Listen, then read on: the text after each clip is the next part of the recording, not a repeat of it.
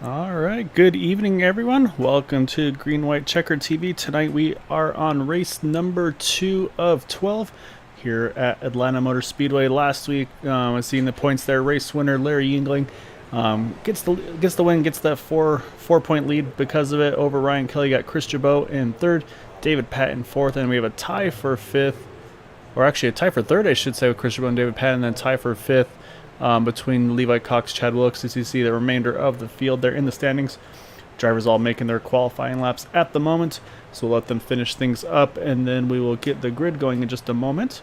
That being said, though, I'm going to be joined in the booth tonight by Dale Knott. Dale, really appreciate you being in the booth here with me. So we've seen some drivers here in practice. It looks like this track's going to be definitely on the loose side this evening, so I think that's going to definitely keep these drivers on their toes.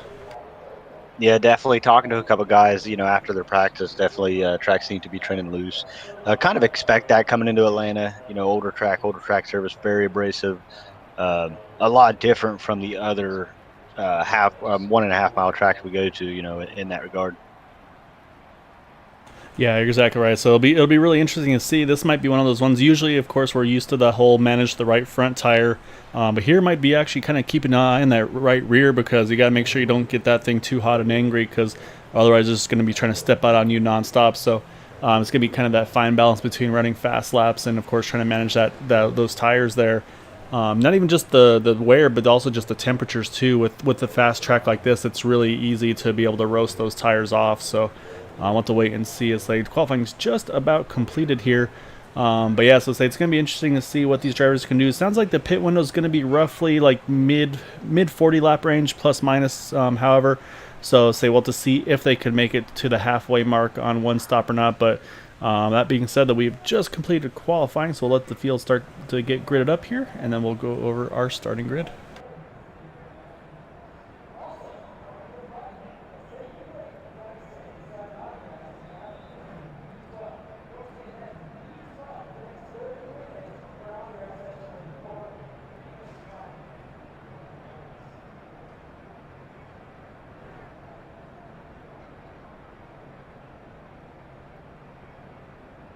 All right, so on pole position here we have, so once I get the right camera here, there we go.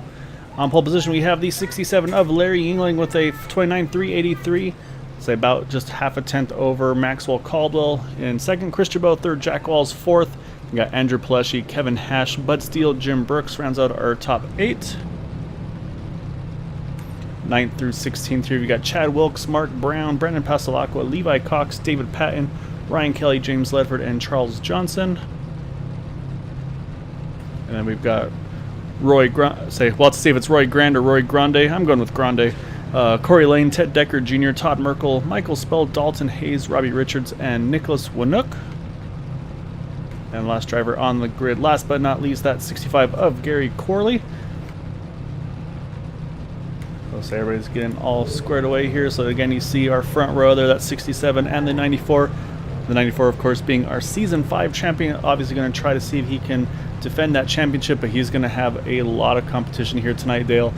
So we'll have to see what these drivers are able to do. Of course, like we mentioned on the run here, is I think there's going to be definitely some short run speed and long run speed. We'll have to kind of see which drivers are able to balance that the best. Yeah, absolutely. Definitely going to see a lot of different strategies here as far as how these drivers approach the racetrack, approach their pit strategies. It's going to be very, very interesting to see how this goes out. Yeah, so, I mean, it looks like, I would think it, I mean, if it goes green, of course, that's kind of jumping ahead, obviously, but I would think it's going to have to be a 2-stop race with that. So say if that's the case, you might see drivers they want to just split it in half, like round, or in thirds, I should say, around 33, 34, and then 66, 67. Or, of course, do you stretch it a little bit further? Because you definitely can stretch these pit stops further. So we'll have to keep an eye on that here for this evening.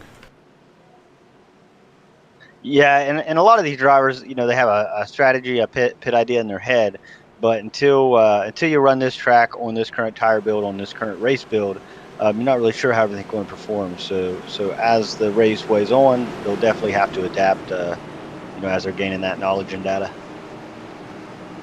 Yeah, it should be exciting to see what these drivers are able to do. I think the key is going to be initially is just to try to get the field spread out just a little bit, because again, with these cars being as loose as they are, I think that's going to be really the concern for a lot of these guys early on.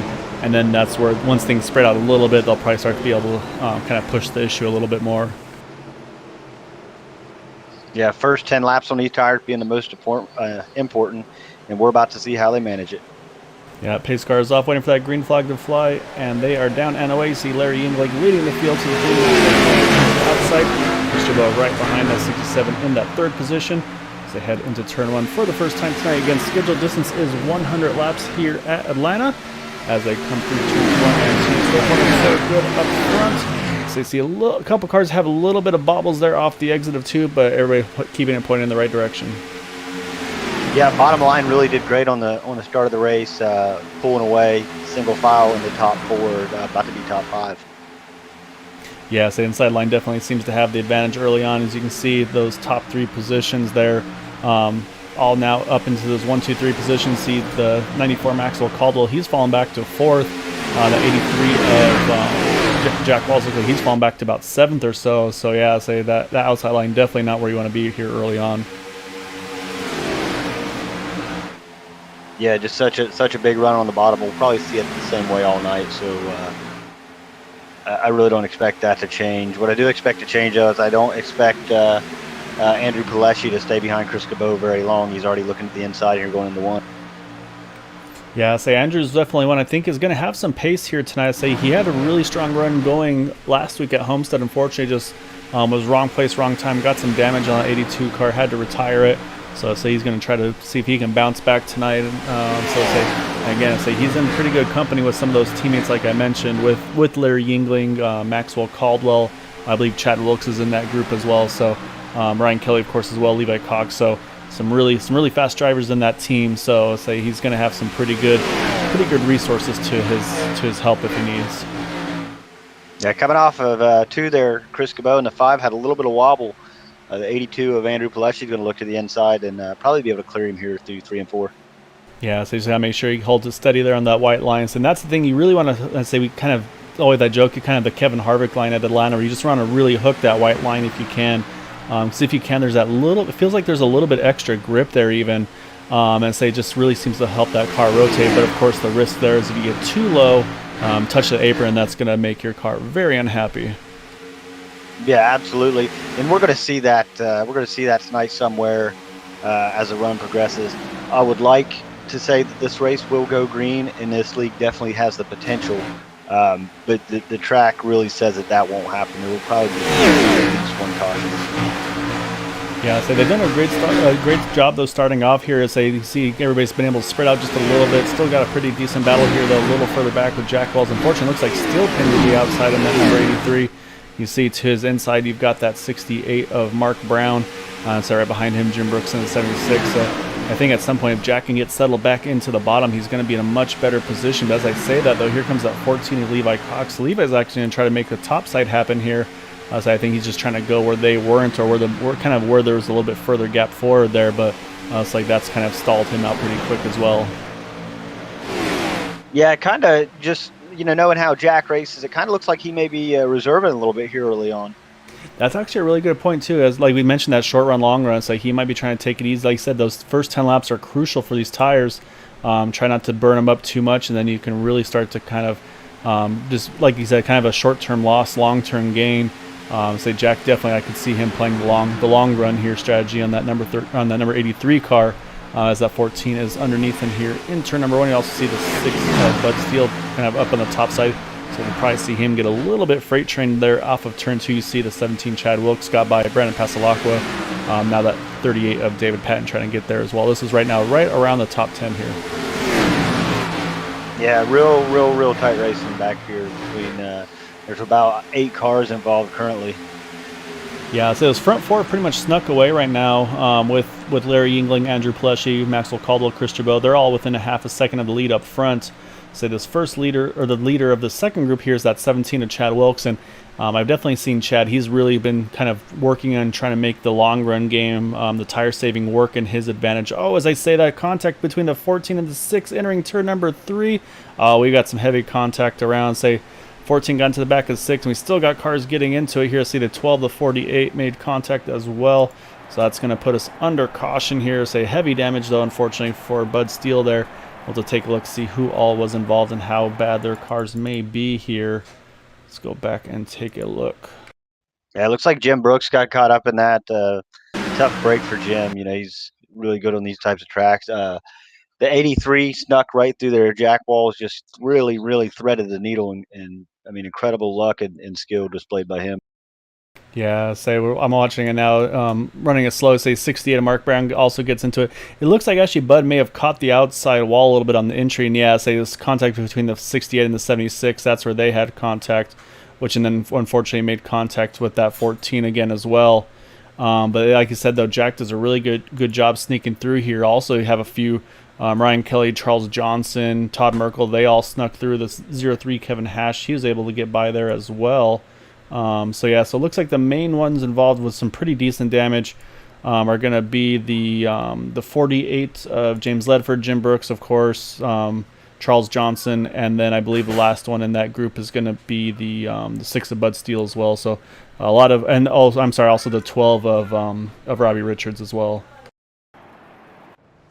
Yeah, talked about jack walls early on. You know, maybe trying to conserve some tire, and that's kind of the risk you run when you get back there in traffic like that, is that things are going to stack up.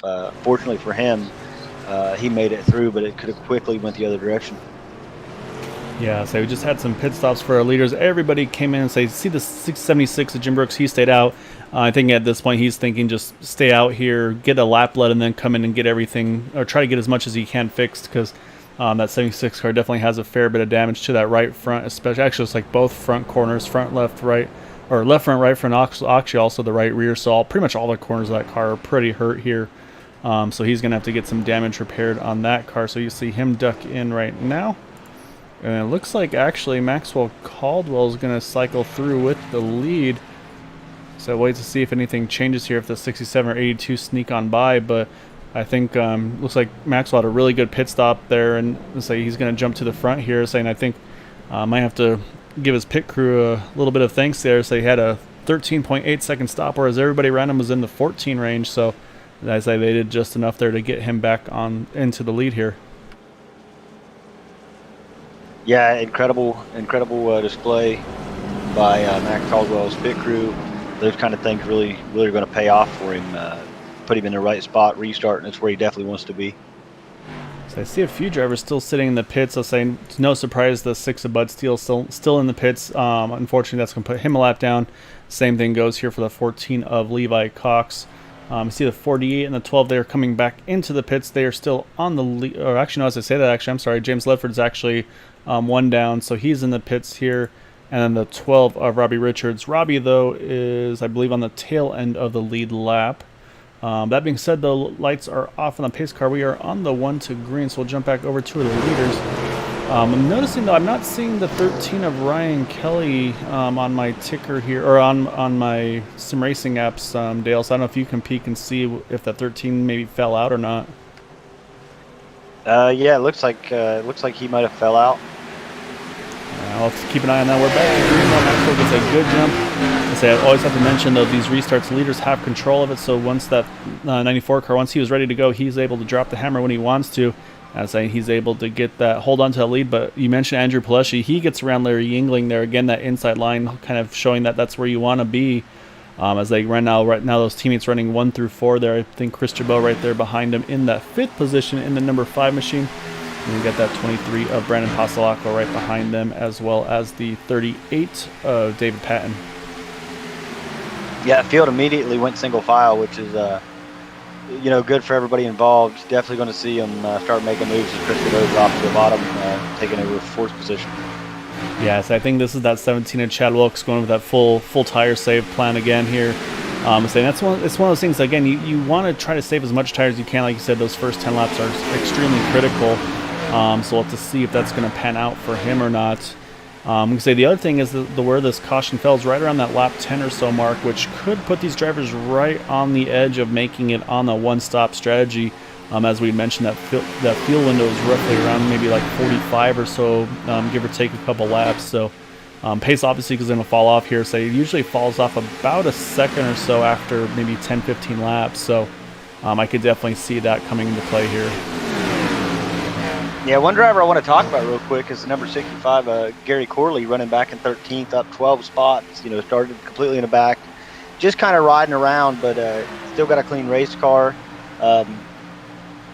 In a much better position he started, and he's going to remain that way the rest of the race.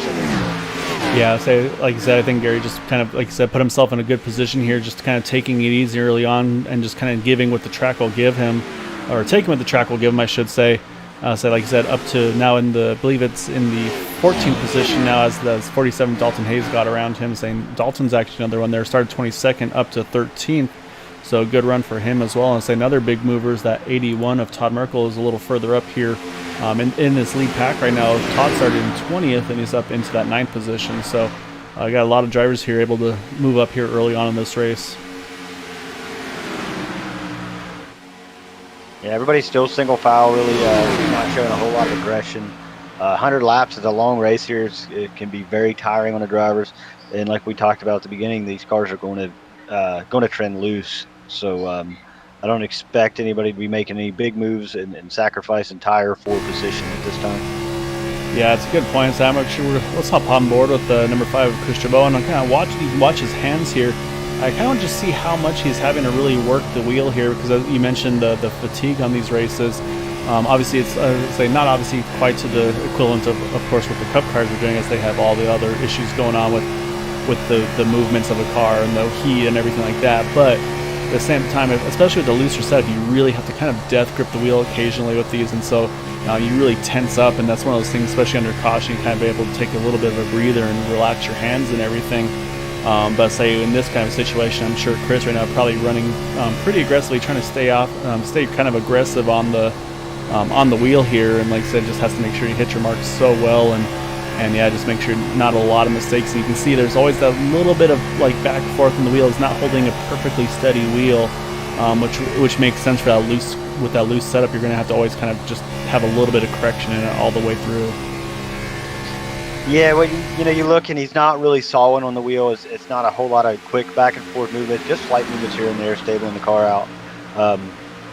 That generally tells me that it's a good handling race car. They're not having to work a whole lot. But the bumps in the track and just the way these cars run will require some back and forth as they go. Yeah, that's exactly right. And I say with these cars, obviously Tuesday in the Indy cars, we have a lot of adjustments you can make with those cars, with the weight jacker, with the I think it's the front and rear bars you can adjust in those. So say with these cars, all you can do is the brake bias. So those are and of course, once you're in the garage, you can adjust things like the steering ratio and the offset. But once you're in the car, brake bias is all you can play with. So you got to make sure you get the steering settings to your liking before you hop on the racetrack. Yeah, looking at the times of these top 5 cars, everybody's pretty much on the same pace. Falling off quite a bit actually. Looks like they're about 8 tenths slower than where they started for their fastest lap in these, but still running about the same pace into the top 6 cars with Brandon Passalacqua. Yeah, like I said, top 6 kind of snuck away. Again, we talked about that tire saving plan. We kind of are suspecting we're seeing from that 17 of Chad Wilkes. So unfortunately, he's kind of got that second group really stacked up behind him. So he's going to have to be careful not to let them kind of bunch up too much. Eventually, they're going to try to jump after him. The only thing, though, of course, is that's making this racing pretty tight with these guys. You see the 18 looking underneath the 81 there of Todd Merkel. This is right now for the 10th position. Also, Charles Johnson there right in front. You saw him get a little loose off of 2, but able to keep it pointed straight. Yeah, lead pack entering 3 and 4, coming around a lap car. I can't quite see who that is. The second pack is not necessarily single file, so that may cause some problems once they get there. Yeah, it looks like this 14 of Levi Cox we saw had that contact with that 6 of Bud Steele. And similar situation there, he's got a lot of damage to that left front quarters of that 14 car. Showing right now, unfortunately, 13 laps down, so definitely not what he was looking for. And it looks like Ryan Kelly, actually we have a multiple cars, looks like out of the race now, with Ryan Kelly, James Ledford, and then Bud Steele, I believe, as well. And I think I actually saw Jim Brooks may have retired as well, so pretty big attrition here early on. Yeah, and really not what you want to see this early into the season. It's It's easy if you get that big points lead and you slip up a race, not a big deal. But when you have to dig your way out of a hole, it can be a big problem later in the season. Yeah, so it actually looks like James Ledford is back on track, so say maybe a little bit of a timing scoring issue there. So I see the 48 heading back on track. Unfortunately, he's 12 laps down. But that being said, though, like I mentioned, though, he's going to have some spots he can gain with some of those drivers that have retired to be able to get some more spots in that position. So, and actually, you know what? No, I think my ticker is wrong. So I'm just looking now again. I say actually see the 21 of Jim Brooks. He's on track. So I say this is not 100% accurate here. So I apologize for that. I'm trying to see who. I think Bud Steele and Ryan Kelly, though, have officially retired from the event. I believe Levi Cox, James Ledford, Jim Brooks, they're all still on track here. Kind of watching leaders, 82 Andrew Pileshi keeps looking to the bottom of the 94. Max Caldwell hasn't made the move yet, but I can tell he's definitely getting very impatient. So I'm going to do a quick run back here. I think, unfortunately, I may have done some commentator's curse to that 65 of Gary Corley. Because I say he was missing the front clip of his car. We'll take a look off of 2. Looks like he has disconnected. Yeah, he ran pretty high off of 2, catches the outside wall, and then unfortunately it just kind of sends him down to the inside. Heavy contact with the inside wall, and then actually ricochets him back to the outside wall and just takes off the front clip, and actually looks like it popped the motor as well. So went ahead and retired. I think he actually towed quickly and then retired from the event. And say what he was doing there, for those that may be not familiar with iRacing, is if you try to get off the track as quick as possible to not bring out a caution. I think that's exactly what we saw Gary do there. So unfortunate for him, but say again, just the respect that you'll see from some of these drivers to try to let these races kind of unfold under green. Obviously could have tried to get to the pits and try to get the car serviced and get back out there, but decided to go ahead and tow and then jump out after the damage to try to prevent any cautions, let these guys continue the screen flag run. Yeah, and that's important. You really start to see separation in drivers. Tires where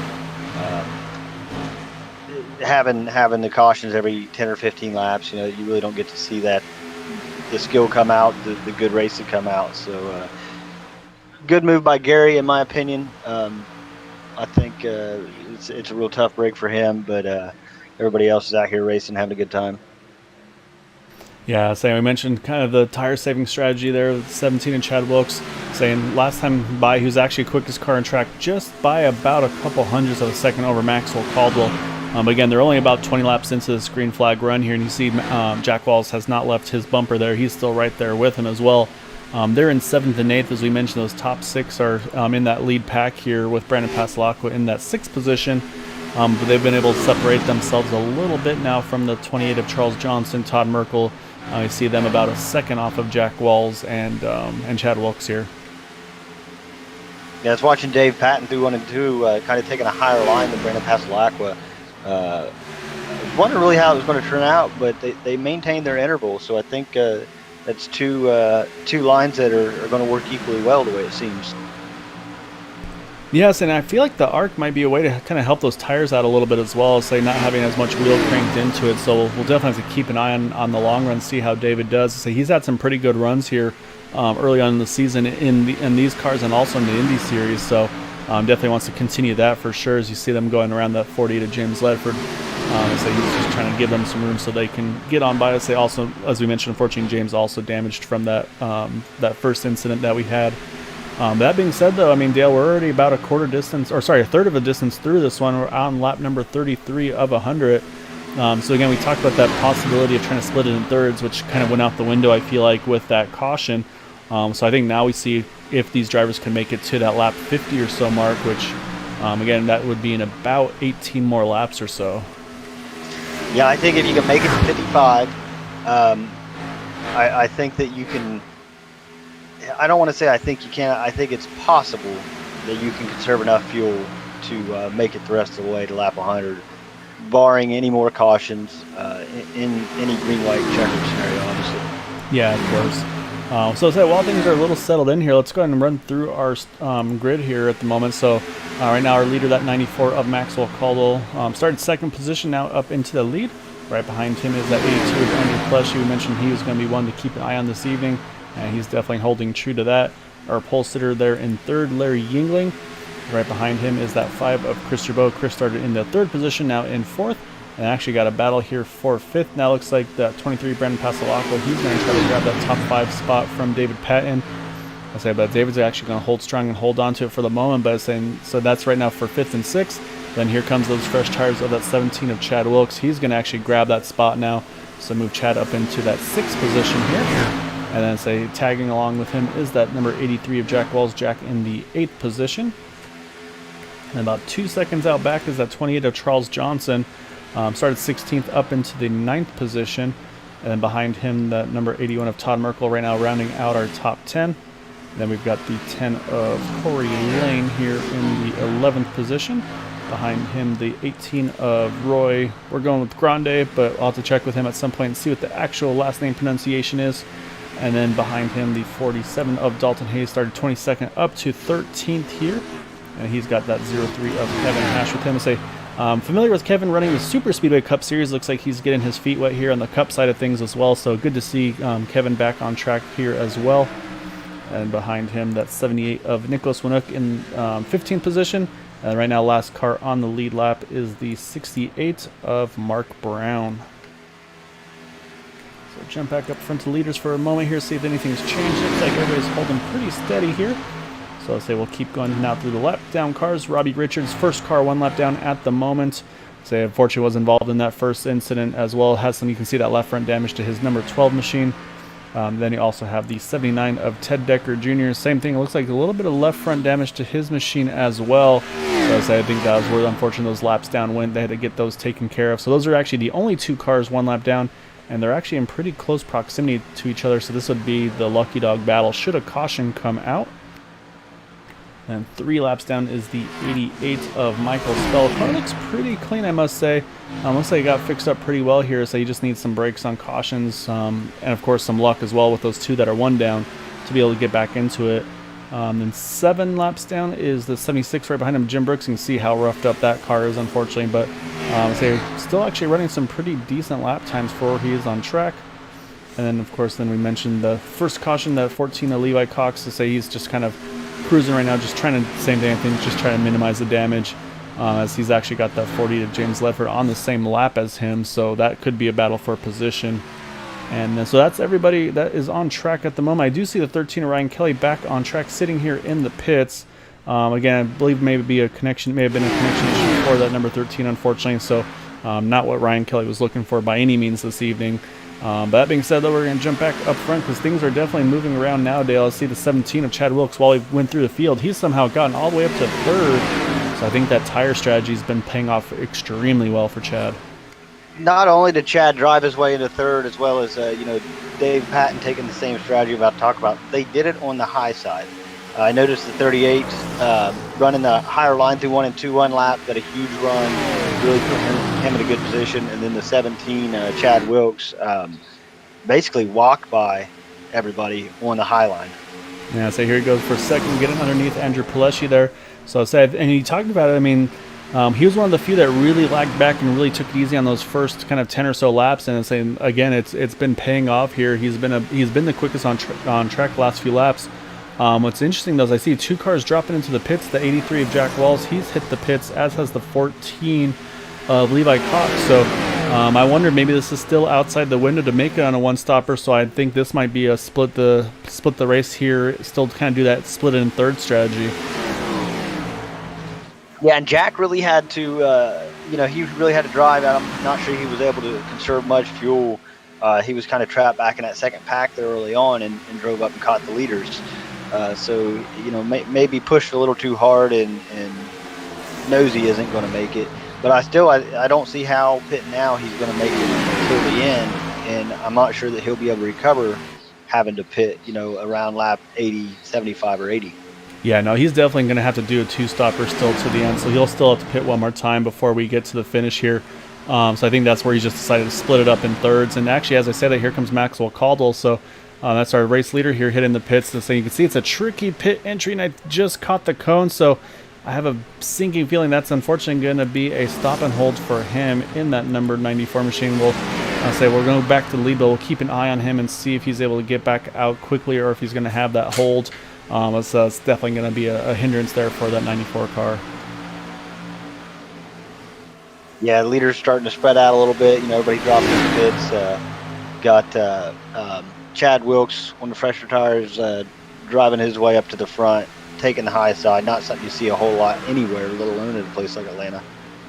Yeah, so Chad able to grab that lead, like you said, with that 94 Maxwell Caldwell pitting. And saying, looking at Maxwell, yeah, his pit stops down into the 22nd range, so definitely a penalty for the 94 car, unfortunately for him. Definitely led some laps here early, so again, still a long ways to go. You never know what could happen. Hopefully he can recover from that. Definitely going to be having to kind of try to work his way forward, though, and say definitely some adversity, if you will, if you're... I'll say I'm already losing the name of the NBC announcer, but you know who I'm talking about. Oh, we got smoke. I saw it too. Oh, well, I don't know if it was a connection. I see the 13 of Ryan Kelly. He's coming back out on track here. And I say, oh, we see Andrew Pleshy getting tight there off of 2. I think those tires starting to wear on the 82 machine. Chris Jabot going to sneak by there and grab the 4th position. So I say right now those top 3, though, say they're kind of sneaking away just a little bit there with Chad Wilkes here. Larry Yingling right behind him in 2nd, still holding him pretty honest up at the front. And like you mentioned that 38 of David Patton now up into that 3rd position.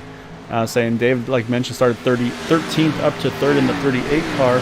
As I see the 03 Kevin Hash, he's going to hit the pits here with 54 laps to go. So say right now they are on lap 37 of this run. So I really feel like if that 40 to 45, let's say 45 laps on a run, if that number is accurate, I mean, I feel like that would be enough to make it to the end, because you would be pitting with about 45 to go at this point in the race. Yeah, I think you're right. Definitely going to see everybody, try to get an advantage here. And these races can a lot of times be won or lost on pit strategy, and just getting into the pit clean, no penalties. Getting off clean, no penalties, and then catching back up with the drafted partner, because draft is still very important in tracks like this. Yeah, with this low horsepower, high drag package, draft is definitely critical. As you see the new tires of Ryan Kelly, just what it does for him. He's going to go underneath the 67 and onto the outside of the 17, get one of his laps back here. Saying actually that's really slowed Chad Wilkes up on the exit. You can see it's Larry Yingling here close the gap. The only thing I could think of possibly, Dale, is they're thinking maybe the lap time difference with the new tires versus old tires might be enough to offset the difference. I'm a little skeptical of that, if that is the strategy or not, because I mean they are running about 2 seconds a lap slower than what they were as their fastest laps of the race. But at the same time, again, I mean, you think about the in and out time of a pit stop. I mean, that's going to be in the probably 40 second range, I would think, for pitting in and then also the pit stop. Yeah, I'm clocking about 40 seconds. So I mean, under green flag, you're going to lose a lap and a third, a lap and a half, just depending on getting on the off pit road. Real tough to drive back from that on a tire run if you get off till you have a penalty or anything like that. Making up 2 seconds a lap roughly, we're counting 15 laps to make an entire lap back. Yeah, so I'm a little skeptical myself if this 2 strategy is going to work or not. But as I say that, though, the other problem though is going to be now this new tires versus old tires is Brandon Passalacqua. He's now moved up into the 4th position in that 23 car. Actually, as I say that, he's going to hit the pits here right at the halfway point. Oh, you see the 82 also trying to hit the pits there. Got all sorts of loose there, getting down to speed. I think he's able to hang on to those. So great hands by that 82 of Andrew Pleshy. So these drivers here pitting at 49 to go, which might be on the edge. We'll have to wait and see for that. They're about lap 42 of this run, so I'd say that'd be an additional 7 laps to make it to the end. So right now we have still our top 6 are staying out here: Chad Wilkes, Larry Yingling, David Patton, Chris Jabot, Corey Lane, and Todd Merkel. And as I say that, actually David Patton, he's going to hit the pits. That's going to be our 3rd place driver. So now it's our top 5 that have yet to make their pit stops. And now as I say that, it's our top 3 that have yet to make pit stops, as Corey Lane and Todd Merkel both hitting the pits here. And actually looks like the 10 may have looped it there on entry, and yeah, he's having to get it pointed back in the right direction there. Yeah, that's what you're talking about. Clean pit stops, very important. If I'm out here running, 55 is my number. Just from what I'm seeing, not being in the car, but what I can see on the cameras and see on the data, 55 my number. I think from there it's a safe bet you can make it. And I really I don't see late pit stop or late cautions in these races from these guys. Yeah, I was saying, looks like Chad Wilkes jumped into pits. Well, to see if he got down to pit speed in times, it looked like he had a pretty aggressive entry there. Not sure if he got slowed down to that pit speed in time or not. And so now Larry Yingling, though, he's going to run at least one extra lap. And he actually mentioned that in and out lap, this is going to hurt him a little bit. He had to back off to stay behind that 79 of Ted Decker Jr. So now Larry Yingling going to hit the pits, tries to get it down to speed. Looks like he did a pretty good job there. So now it's the 5 of Chris Chabot. Chris going to stay out one more lap here. So right now he is on his 45th lap as we have 46 laps to go. So this would put him, I say, this is about right on that mark that we talked about if he can make it to the end there. Since they've had 45 laps on this run, but then 46 laps to go here at the Lions. So I say if this stays green, it's going to be very interesting what kind of fuel strategy we got here. And I think that 5 may have ran it too far. It looks like he's down on speed here. Yeah, definitely going to be bringing her in this time. You just got to make sure he gets it down to pit speed, which I believe is 45. That looks like it might be 55, actually. Let's say, of course, the bigger risk, too, now is if that car is sputtering, is going to have a hard time slowing it down. So now we got to wait and see where everything's going to cycle out, because I believe our first of our 2 stoppers, Jack Walls, is going to cycle through with the lead here. As we'll watch on the ticker here, you'll see Jack Walls, I believe, swing on by that 5 in the pits. And sure enough, here goes our 83 Jack Walls, new leader here at Atlanta with 45 laps to go. But again, though, Jack definitely going to have to make one more pit stop. So we kind of got a mixed bag of who's going to try to stretch it to the end and then who is going to try to make it on a 2-stop strategy.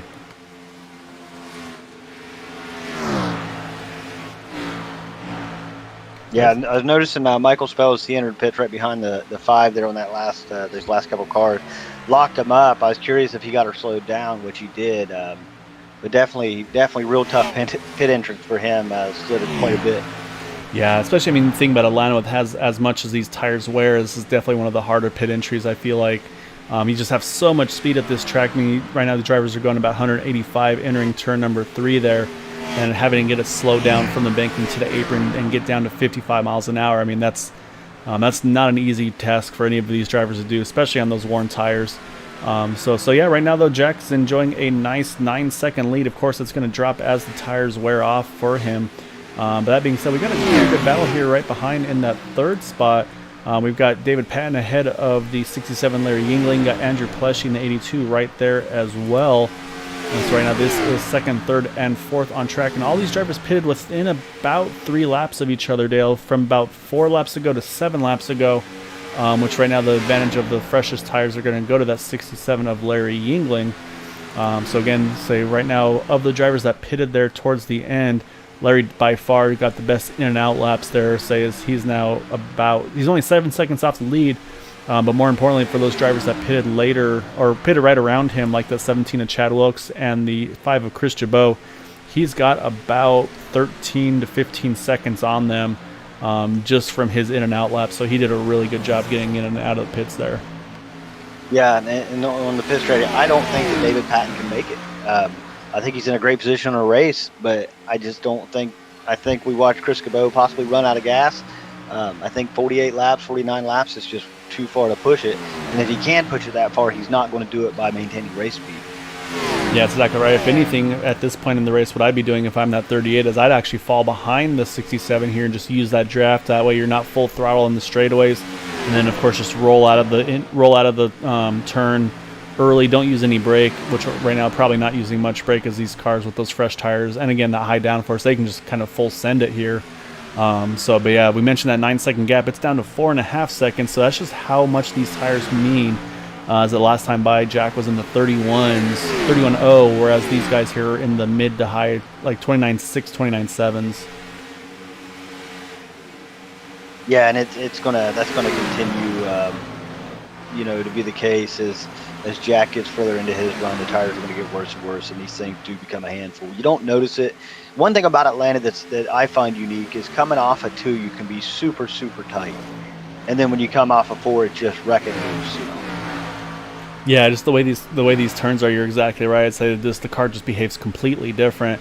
Obviously, in iRacing, it's a very different the way the grooves are and everything like that. But we've seen with the Cup cars though, in turns 1 and 2, you can really hustle the car on the top side, get a lot of speed off of the exit of 2 up top.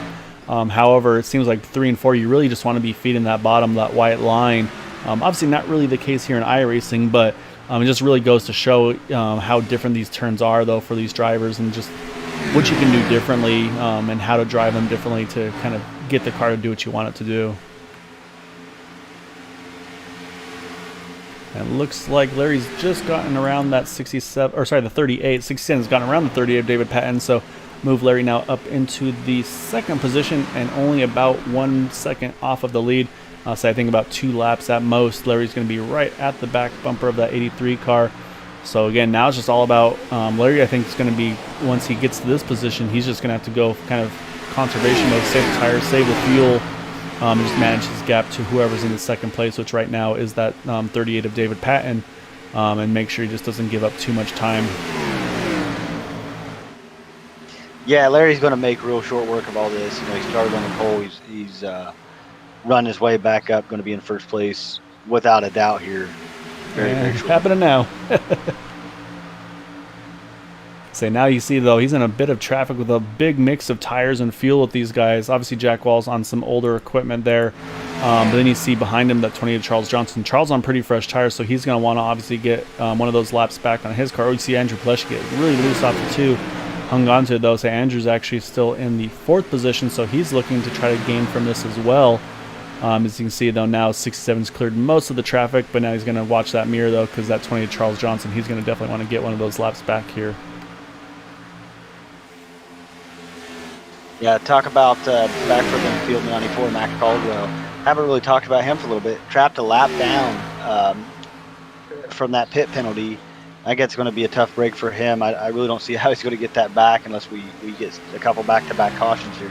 Yeah, so what he's got to do is he's got to try to fight for that lucky dog position. Say right now he's got the 68 and the 18 are the next 2 in that position. And I think he's about, looks like about a half a straightaway or so. Say they're both in the tri-oval there through the front stretch for the 18 and 68. So he's definitely within reach of them. And I mean, we know how fast that 94 car is, but the problem though for him as well is he's still going to have to make that second pit stop. He's definitely on that 2-stop strategy. So that's going to be obviously a hindrance for him. Let's say the other guys we got to look into are going to be those drivers that pitted a little bit later, like the 17 of Chad Wilkes. Chad right now is in 7th, but like I mentioned, 16 seconds out of the lead.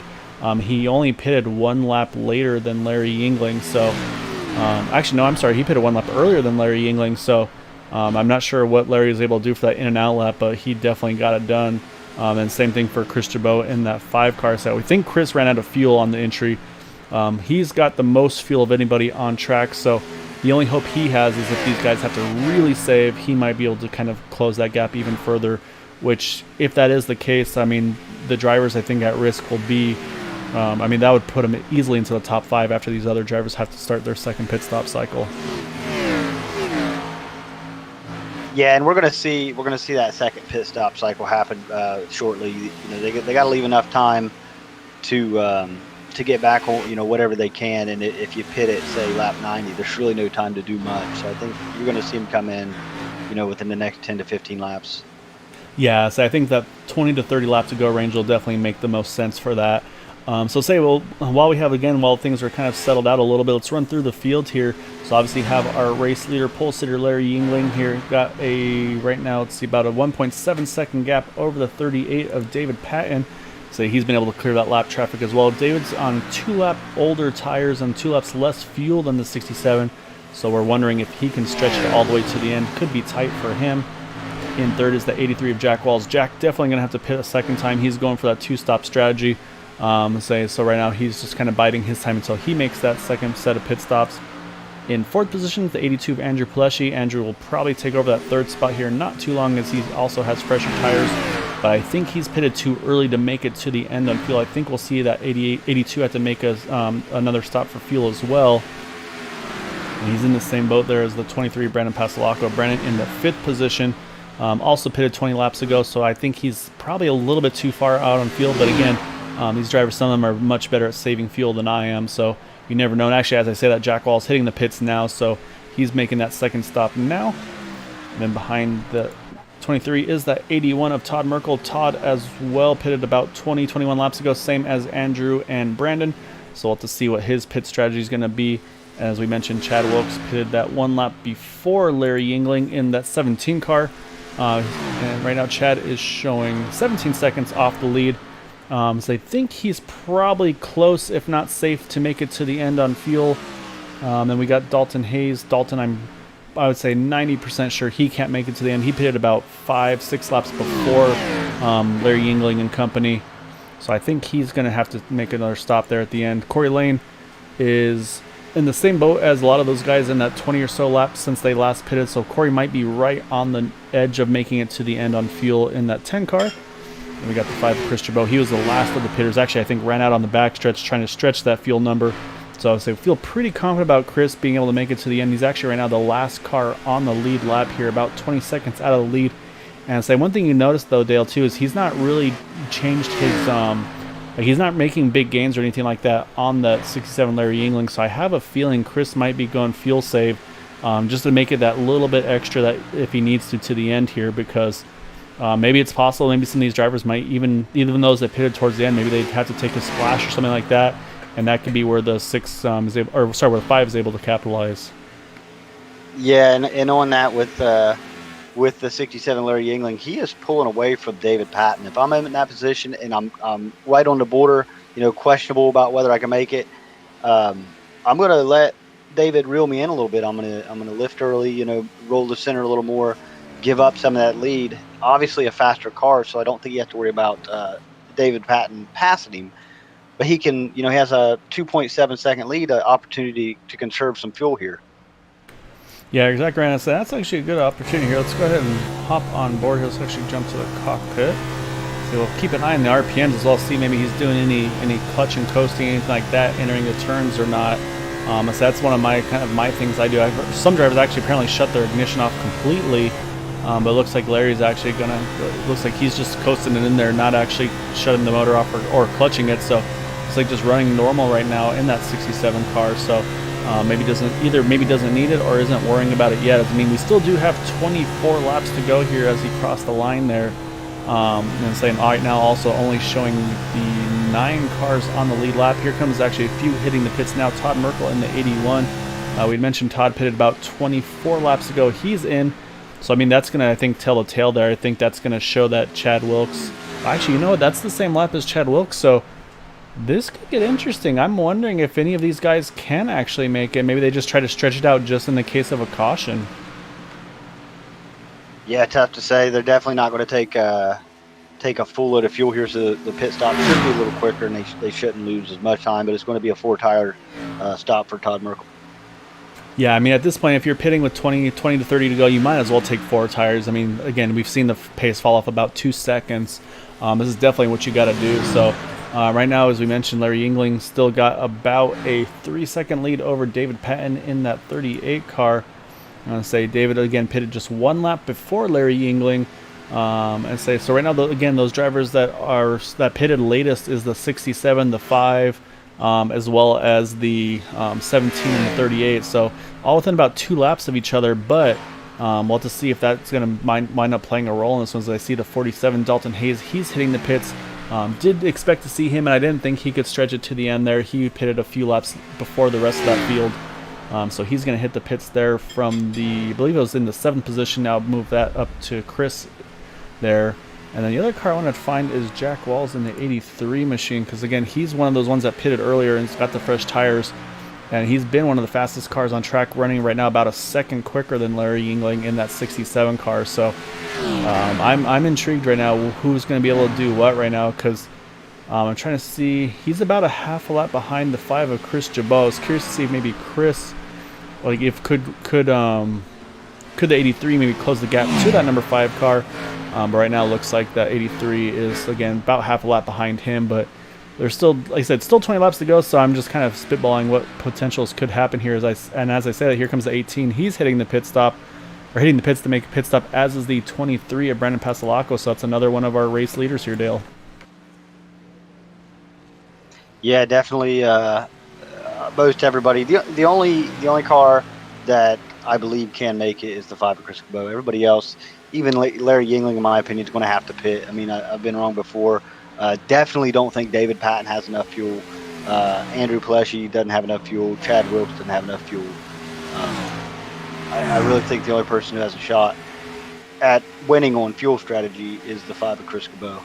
And I'm kind of thinking the same because again we're talking about those lap times and he hasn't been like putting down any like monster laps. I think he's been going full fuel save since the pit stop as well. And like I said, he stretched it all the way to run it out even. I say so.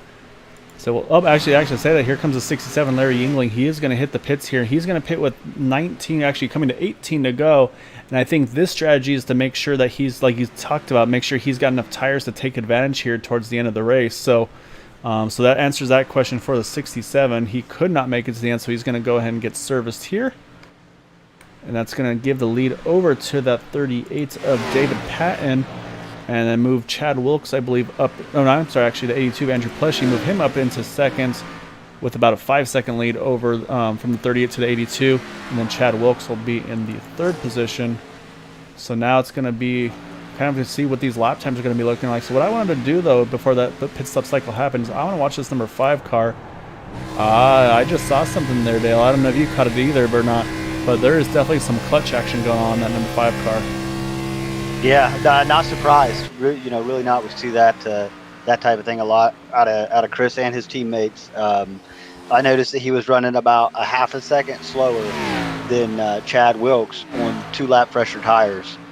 So I kind of figured he might have been up to some shenanigans.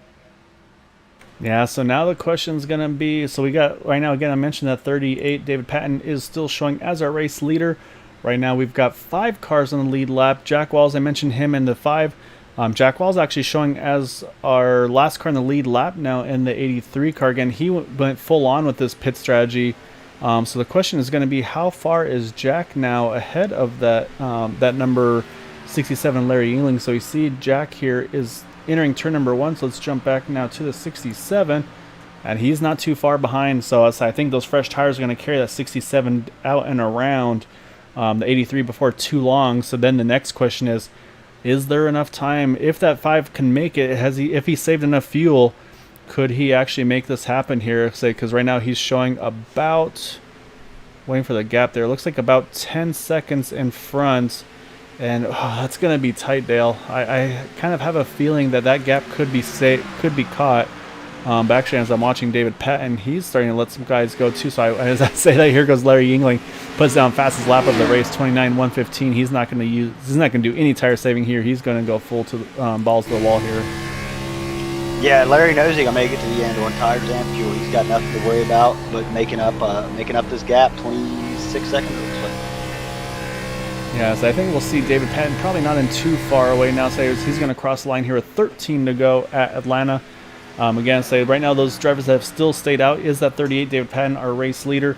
He's got about 10 seconds over the 17 of Chad Wilkes. Let's go and hop on board here, Chad Wilkes. Let's do a little bit of sneaking and see what he's doing here, if he's maybe trying to save some fuel.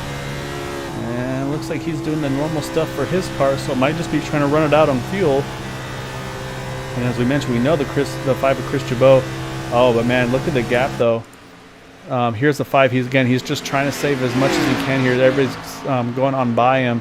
But if you look not too far behind, we'll jump on the back of this number 5 car. So you just think coming out of turn number 2, there is that 67 Larry Yingling. So say Larry's going to be there in probably about 2 more laps. So I think we talked about that pace fall off, and unfortunately, I think just saving that much is just going to, unfortunately, not pan out for Chris. That being said, though, it could still, as a whole, be kind of a long-term, not a long-term, but like an overall gain, if you will, as I don't know if he was going to be in that top 2-3 positions when everything was all said and done. I think now is Chris has to go. The 5 cars really got to start putting him down. If he's been saving, he needs to quit now and maintain that gap the best he can, because it's down to 2 seconds. Yeah, the question is if he can. So we don't know if he's saved that. Maybe he was saving early, then he can try to go after it. We'll have to wait and see. Say lap time wise, Chris that last time was 2 seconds a lap slower than Larry Yingling. So based on that, where I think we're going to see Larry pretty much come by him here entering turn number 3. And yeah, Larry's got a huge head of steam in that 67 car. So it's one of those things, I think Chris at this point, he's made his bed. So he's going to have to stick with this and say it may not be a race-winning move now for him. But again, could still be just an overall, maybe just gain some positions. Let's say as you see that 67 goes around him for position there. Yeah, not much it can be done. You know, even if we have a late race caution, you know, I don't see Larry Yingling pitting. The 5 is definitely going to have to pit. Sometimes that's how it goes. You know, you win some, you lose some on strategy, and today it's just not going to work out. Yeah, but I love the strategy. I mean, I love people gambling like that. So you just saw the 38 David Patton hit the pits. He got in there pretty hot. I'll have to see if he got down to speed in time or not. We'll have to keep an eye on his pit stop, see how long it is. So now this is cycling the 17 of Chad Wilkes to lead. He's got about 8 seconds on Larry Yingling. And so he pitted, I believe, 2 laps before Chris and then 1 lap before Larry. So again, don't think he can make it to the end on field. I think maybe he's just going to try to run this thing dry, hope for a caution. We'll have to wait and see. So I actually do see the 38. He's out of the pits now. So it looks like he was able to get in and out cleanly there. And so, yeah, so right now Larry's kind of running away with this thing here for that second position. Now it's just we got to keep an eye on the 17 and Chad Wilkes and see what he's able to do here. Yeah, I mean, if Chad can save and you know, salvage the second place finish, that's still a win in my book. You can't really be mad about trying something different and then coming up in second. No, I mean, I love the strategy. I mean, that's what makes these races fun, especially when you have those cautions that fall right on the edge of maybe if you can make it or not. Of course, the only thing different you might have seen with some drivers, maybe they would have, in hindsight, maybe they would have topped off on the 1 to go. That being said, a lot of those guys that were in that position were towards the front, so they really didn't want to obviously lose that track position. And it's one of those things, like, you don't really plan on races going green that long. But like we said, I mean, with this league, I mean, they've done such a good job with this. And actually, as I say, that here comes Chad Wilkes going to pit here, coming to 6 to go, slides it through 3 and 4, slides it into pit stall. Good hands there for the 17 of Chad Wilkes. Hopefully got it down to speed in time. So that's going to give the lead now over to that 67 of Larry Yingling, which is now going to move Chris Jabot into the second position. And now it's also, again, we talked about the fuel saving. Let's see if he is. I don't know if he's on full save anymore or not. Saying his tires are probably starting to equalize just a little bit with Jack Wallace. He was actually showing about a second a lap slower than Jack the last time. But say he's got about, nope, Chris is actually, he's still clutching it on entry here. Yeah, still concerned about making it these last 6 laps. Yeah, so it's one of the things, unfortunately saving too much, or had to save too much to lose the pace. But that being said, though, I mean, after Jack Wallace, if he can catch him, it's another 9 seconds back to Andrew Pileshi. So where he's running here, this would actually still be a podium finish, even if the 83 gets around him. As we have 5 laps to go, just about to be 4 laps to go. As I say, Larry's got those fresh tires, and he's definitely putting them to use here at Atlanta. Yeah, talk about Jack Wallace. He started in 4th. He fell to the back early. We kind of assumed that was a tire-saving move, and here he is getting ready to try to contest for second. Yeah, we're looking at Larry now checked out there on the field. So let's jump over to that 83 of Jack Wallace, because like you mentioned, he is chasing down. It's actually a little bit of right front damage as well, probably hurting the pace of that 83 of Jack Wallace. So now again, you wonder, has Chris saved enough to make it to the end? Because if he has, this is, like you said, this is where you got to try to pick it up and say if you want to try to save that spot. But this also might be thinking that long-term thing where it's like, okay, well, hey, if I save enough, I got 3rd for sure. If I run out, I'm going to wind up finishing, let's say, 10th or something like that. So, again, might be one of those just kind of lose the battle to win the war kind of situations here. Yeah, absolutely. Looking at the 5's lap times, like they've maintained pretty steady since about lap 84. You know, he's been in between 31.5s and 31.7. So he's been living and dying by this fuel strategy for about the last 15 laps. Yeah, I mentioned Larry Yingling about half a lap almost ahead of these guys in that 67 car. So we'll jump over to him because he's about to start his last lap of the race. He wants to see that white flag, not to worry about any restarts. So he's still going to try to keep an eye on that battle for seconds. Right now, it looks like they are right together. as Larry Yingling takes the white flag. So this will be the final lap of the race. Let's jump back to that battle for that second position, I should say. Chris looks like he is trying to start to push that fuel a little bit harder here. See if we can hold Jack Walls off to the end. So we'll jump back now to our race leader, Larry Yingling, coming out of turn 2 down the backstretch for the final time. Looking to just get these last 2 turns here and get the win tonight at Atlanta, which would put Larry as 2 for 2 in the season here. And coming out of turn number 4, Larry Yingling gonna get the win here at Atlanta. Had to make that two pit stop cycle, but it worked for him. So now can Chris Chabot, does he have enough fuel to hold off the 83 of Jack Walls? Unless he sputters here, Dale, I think he's going to get it done. Yeah, definitely going to. Did he run out there at the end? He may have ran out there right at the end. As you see, he lost a lot of momentum at the last second, but was enough to get the second place finish. So congrats to our top 3, Larry Yingling, Chris Chabot, Jack Walls. So let's finish up. Let's find our top 5. Looks like David Patton able to bring it home in the 4th position. And then Andrew Pleshy, we mentioned him, is able to finish off here with a top 5 tonight. And then we got Brandon Pasalacqua, Todd Merkel, Corey Lane, Dalton Hayes, Roy Grande rounding out our top 10 here. So let's jump over to our race winner. That's 67 as he celebrates in the front stretch here, getting the win at Atlanta. So I'll say while we watch him do his burnouts here, we're going to get some interviews ready to go. So give us just a moment and we will get them pulled on up.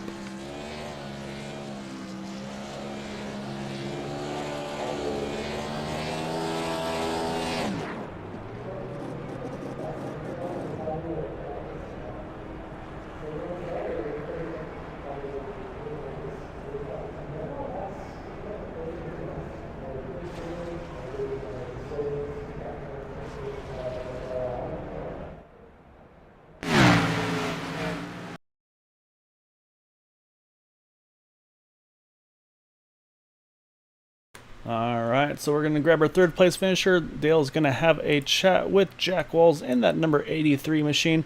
So I'll let you take it away here, Dale. Hey, Jack. First, I want to start by saying great run today. One of the things we noticed here in the booth, you started very well, and then you kind of rolled to the back early on. Was that part of a tire saving strategy, or was that something else?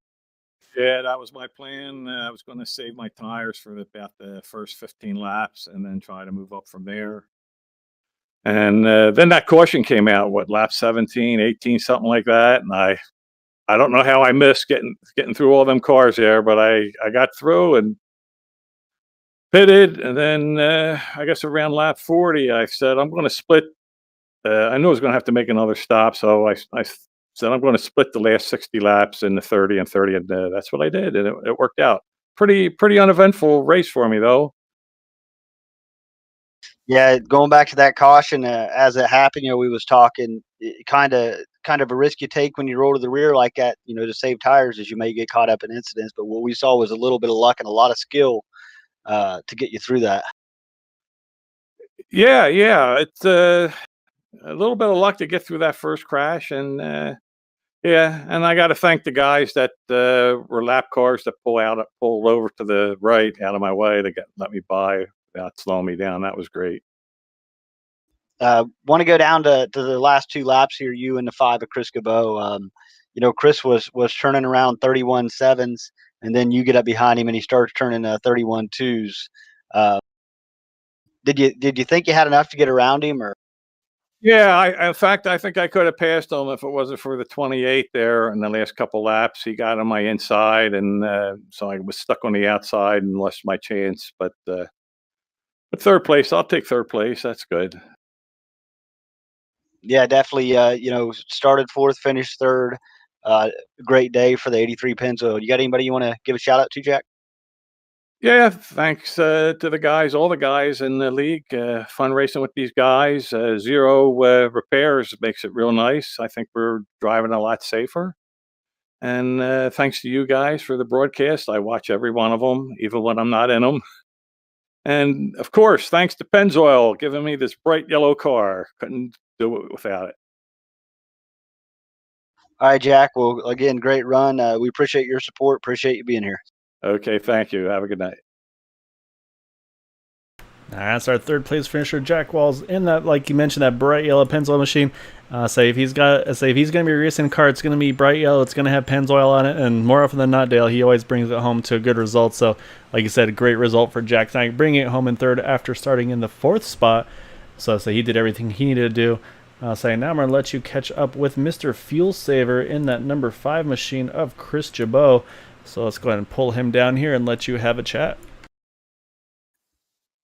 Hey, Chris, Dale in the booth. Hey, how's it going? Oh, outstanding, sir, but not as good as you, I'm sure, coming in second place. Let's talk about some fuel strategy. You pitted with the caution there about lap 11.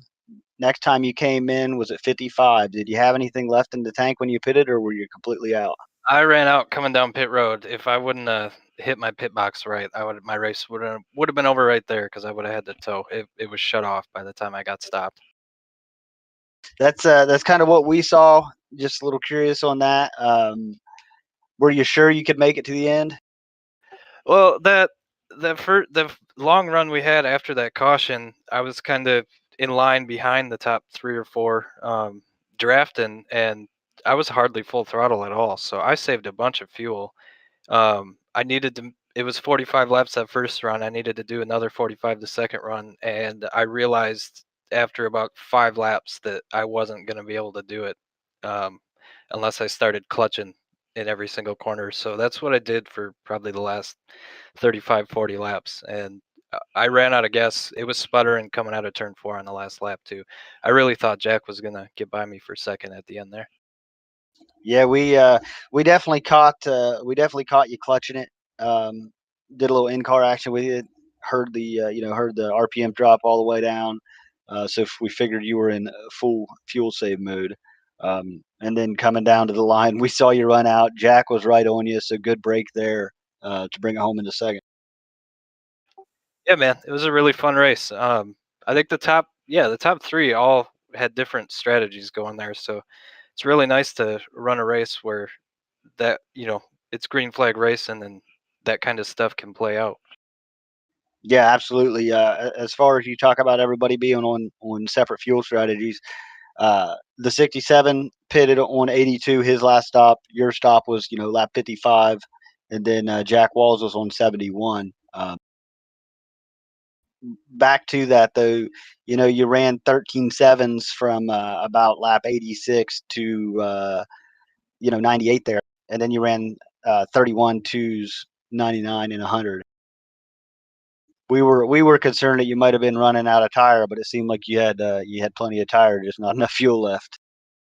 Yeah, thank God for sim racing apps. Had my eye on that. Kind of every single time you cross the line, it updates you on how you're doing. And yeah, I was hoping I could save enough early on that for the last 5 or 10 laps I could just go, and I figured my tires would still be all right, but that was not the case. Even going into turn 4 in the last lap, I clutched it just to try to have a little more juice coming out of 4. Yeah, heck of a run. Started third, finished second. Glad to have you here. Anybody you want to give a shout out to?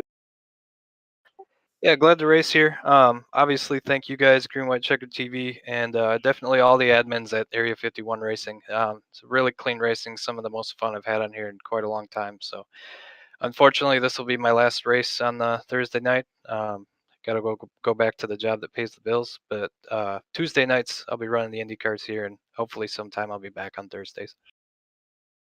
All right, Chris. Well, thanks for being here. We'll see you on Tuesdays. 10-4. Thank you, guys. All right, that's our second place finisher, Chris Jabot. So we got to go find our race winner there, that number 67 of Larry Yingling. So we'll catch up to him as he watch him do some burnouts while we have a chat with him as well. So let's go ahead and get that lined up here. All right, let's grab our race winner, that number 67 of Larry Yingling, getting the win from the pole tonight. So obviously had a couple different ways of the race tonight. Obviously with the fuel strategy coming into play, and then of course trying to manage the tires and figuring out when to make that pit stop at the end. Were you worried about anybody trying to stretch it there on fuel, or how confident were you feeling there after that last stop? I was pretty confident that whole next to last run that no one can make it.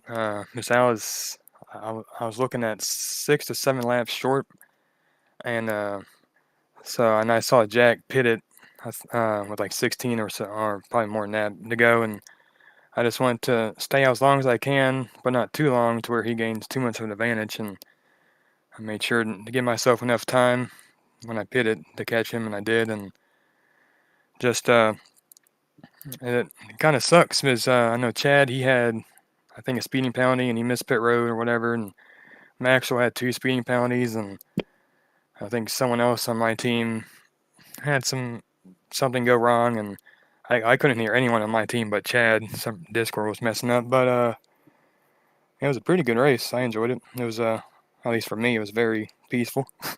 I mean, you guys put an awesome race on us. It was a lot of fun to watch and be able to commentate on. And you're exactly right. I mean, on the pit stop side of things, I mean, this we were mentioning too. I mean, you can probably vouch for it. Just, I mean, how hard is it to really get into the pits here and get down to speed, and then also make sure, of course, that you don't basically don't loop it on entry, and of course, make sure you get on pit speed. Because I mean, you're going about, and I'd say at least probably about 150, 160 through the turns on the old tires. Then having to get it down to, I believe it is 55 at that cone. I mean, how hard of a time was that for you to get that thing woe down?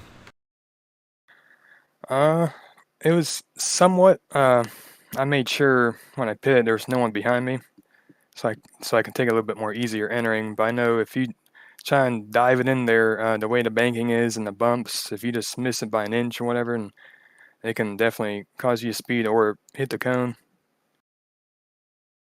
Yeah, I mean, we definitely saw a few drivers have a little bit of hiccups on that one. I was saying that was going to be the next part too. Is, I mean, it seemed like you nailed that pit stop because I mean, you came in, you had a couple guys right around you, and I mean, they were, once you made your pit stop, they were 5-10 seconds behind. So I mean, did you feel like you hit your stop really well on the in and out lap, or I mean, like what was your feeling behind the wheel on that part too? I felt like it was perfect. Right before I started slowing down, enter pit road, and I was told that my teammates right in front of me were pitting, and that helped me because that gave me a zone or whatever just to look at them and point my car to go, and this made it easier entering. Yeah, so it was good to have really good teammates to kind of give you some insight in what's going to work and everything like that. So, I mean, I'd say it's 2 for 2 for you. Say, kind of like I said, took the crew chief hat on, put the driver helmet back on, and say you've been doing an awesome job here so far.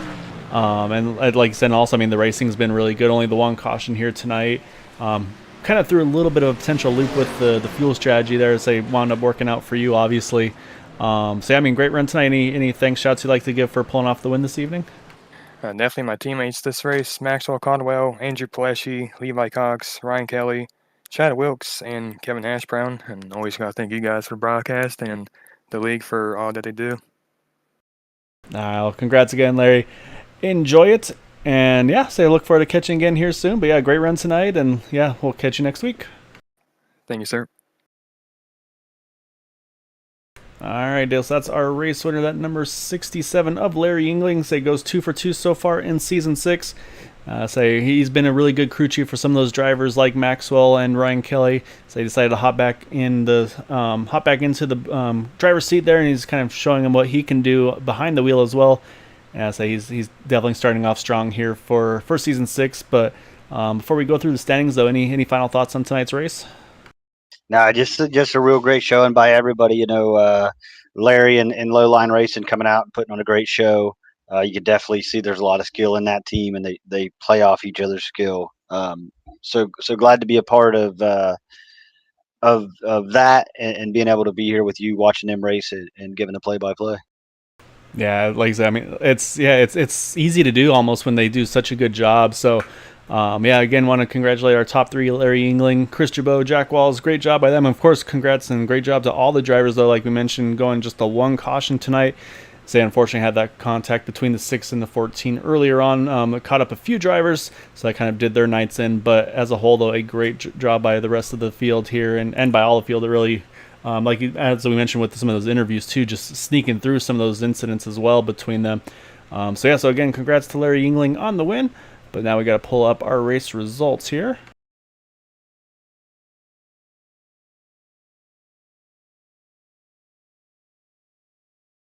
All right, so Getting the win tonight, Larry Yingling by 11 seconds over Chris Jabot, going the full fuel save there, able to hold off the 83 of Jack Walls.